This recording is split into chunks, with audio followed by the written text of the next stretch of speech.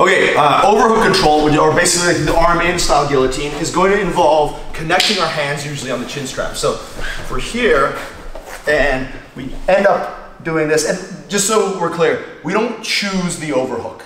If we end up with the overhook, it's usually because our partner's arm is around our waist and like maybe he's knee tapping me and like this kind of thing happens, right? So we want to just make sure that we know that the underhook is preferable because it's a greater form of control in this case. The overhook is fine. Just know that because we can't go to the high elbow guillotine, the finish is trickier when we have the arm in guillotine. The high elbow guillotine finish is a lot more reliable and a lot more powerful.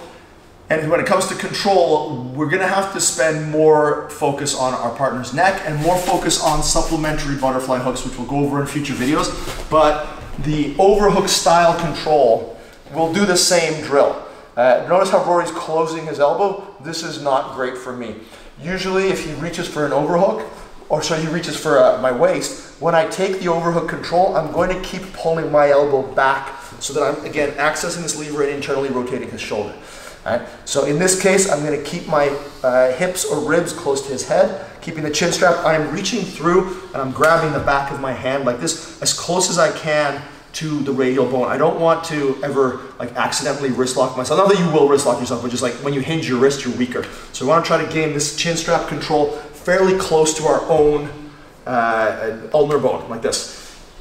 So once I gain that control, I'll again sit in and keep his elbow away from him. Right, Rory's going to try to posture up.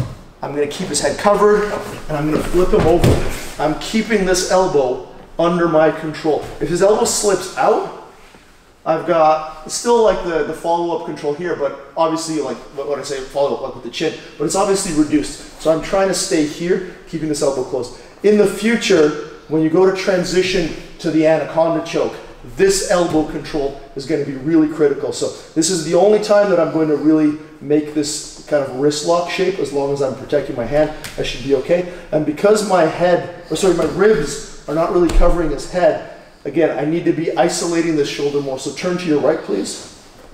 I use the pulling down on the chin, and I use pushing on the elbow. Try to turn to your left. I use pulling in on the chin and pulling back on the elbow to prevent him from being able to get back up. Now I can lift up and turn. Again, I don't turn and potentially open this space up. Right?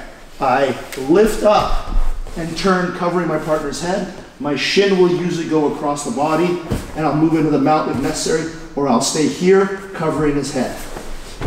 Once I know how to do that, I now let my partner turn and get back up, and I keep his elbow away from him. I bend his head, I bring him back.